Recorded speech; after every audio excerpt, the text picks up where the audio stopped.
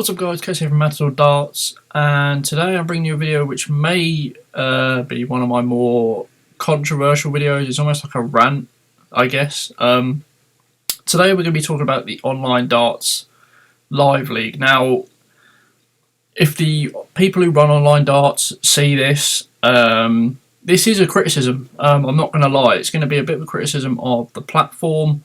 In terms of the YouTube channel, it's going to be a bit of a criticism in the way it's run, the way it's presented. Now, there's no hiding the fact that the Online Darts Live League is backed by gambling sponsors. Now, that's absolutely fine. If we go to the videos on the Online Darts channel, obviously Online Darts is more than just the live league itself. They do have their own sort of other platforms. They've been doing streams during the Super Series and reacting to all that sort of stuff. The Online Darts Live League, for me, is just not about darts. Now, the issue you have with the Online Darts Live League is the running times. Okay, the running times might not be the best for everyone. The PDC Super Series runs during the day. Between sort of like 2 and 7 or 8 or 12 and sort of 6. It roughly lasts about 6-7 hours. But that's on the PDC's own platform. Now, online darts on YouTube is brilliant. Having more darts to watch on YouTube for absolutely free, a great thing.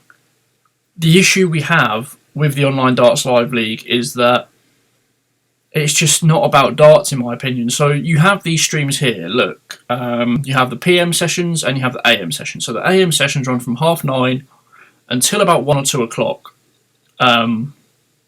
So you're looking at during the workday. They don't run any sessions in the mornings on weekends, only during the week.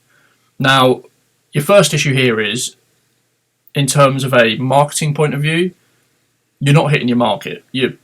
People who watch darts are probably working men, mostly. They're going to be working 9 till 5, 8 till 5, 8 till 4. Times where they're going to be at work, they're not going to be able to watch the darts. That's your first thing. So, when you're backed by a gambling company, and the way it's presented, especially, not so much when Paul Nicholson's on, but I've noticed it when Chris Mason's on, he talks about gambling all of the time. All of the time. Between legs, they will cut to Chris Mason, and instead of talking about the leg that someone can hit a 13, 14 dart leg, and Chris Mason will go, oh, 14 dart leg there, their odds have moved. Like, why are you talking about their odds between legs? Yeah, okay, you're backed by a gambling sponsor. Talk about their odds before a game. That's absolutely fine. But between every leg, you do not need to cut to the commentator for him to talk about odds movements. In a game that's a best of 7, the first of 4 legs, in that amount of time, why would you even care about betting on an odds movement 3 legs into a best of 7 game? You're not going to get 3 legs into a best of 7 game and someone goes, oh, I'm going to bet on this. It's a best of 7. The odds are not going to be worth it whether you're gambling or not. It's absolutely ridiculous. In terms of the actual darts itself, like I said, I don't think it's about darts. It's about making revenue. Fair enough, the players get paid. These amateur players need somewhere to play during COVID at times. That's absolutely fine. For the fans and for people who want to watch darts, it's stupid. Like, you look at this Online Darts TV, there's so much potential here to have individual games re-uploaded so people can watch them at a later date, but that just doesn't happen because it's not live. All they care about is pushing this content out live so people can bet on it. Once the content is done, once the game's finished, they don't care. They're not going to re-upload it at a later date because they want people to bet on these games. What's the point in uploading them at a later date when you can't bet on them because they've happened? So they're not going to upload them at a later date because there's no potential to have these games bet on. If people can't watch them live and can't bet on them live, they don't feel it's necessary to upload these games at a later date. God, Martin Adams could throw in 120 average. They wouldn't put on that game as an individual game. They wouldn't care because it's not making them profit. Alright, they could make profit off the YouTube channel, fair enough. They've got 10,000 subscribers, they've probably got more than 4,000 watch minutes, or watch hours, which is what you need to monetize a channel. But they don't care about that because their monetization comes from the gambling company. As I said before, the gambling companies aren't going to pay you to upload content that isn't live and stuff that's already happened because what's the point? As I said, they're not going to make any money from it. You can't bet on someone winning a game that's happened 6 hours ago. Like I say, I think it's absolutely ridiculous for darts fans. It targets people who are have gambling problems, have gambling addictions. The times of day they're on, like I said, they're on during the day when people work. So people who work probably aren't going to be able to watch them. I'm lucky enough, I have been a university student. I'm currently unemployed because I'm searching for a job post-university. I've been lucky enough to see some of this darts, and honestly, I barely watch it because it's just so annoying the way they present this thing. They have such good potential here, and they ruin it by trying to push gambling down people's throats. So many people on Twitter have said that this is just a ploy to push gambling. The PM sessions, they run from 10 PM until 1 AM in the morning when there's no other sports on. They're not going to run it during the weekend when football's on. Why would they do that? People would rather bet on football.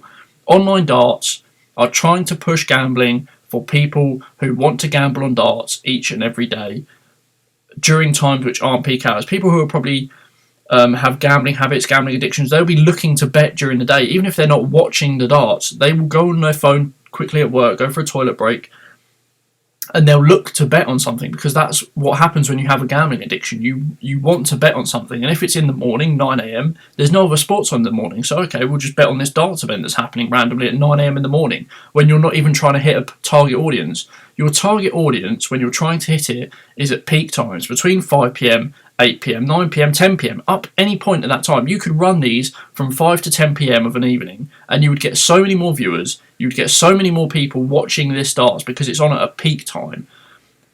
And like I say, if you're not going to run it at a peak time, between 9 AM and 1 PM when people are at work, upload the games at a later date. Who cares if the gambling sponsors aren't going to give you money because it's a game later on? You'll make the revenue from YouTube videos. Like I said, if Martin Adams hits 120 average, why aren't you uploading that game? People will want to click on that game to watch it. They'll want to see Martin Adams, a legend of darts, throw a 120 average, even if it's only a best of 7 legs. They'll want to see Martin Adams for 120 average over 7 legs. So upload the individual videos when someone plays well. Upload the individual videos of every single game. Even if people don't really want to watch them, you can have a game between 2 players no one's ever heard of, really. And you can upload it. It'll still get 600, 700, 800 views. That's still eyes on your product at a time which people might not have seen it during the working day. That's all I'm asking. All I'm asking is for them to consider the darts fans more and try not to target so much at a gambling-driven audience. Like I say, upload the games at a later date. Fair enough, they upload the odd clip on Twitter and upload the stats on Twitter. That's fair enough, but people want to watch these things. People want to watch a whole game back. They don't want to scroll through a stream and try and find the game when it's happening to watch it at a later date. They want to see the individual games. There's so much potential here to do bigger and better things for people who want to watch these darts channels or watch these darts games, but instead they stick to the live stream because that's where they make their money. And personally, I don't think it's right. Anyway, I've probably rambled on enough. It does really annoy me, this sort of thing. Let me know what you think in the comments down below.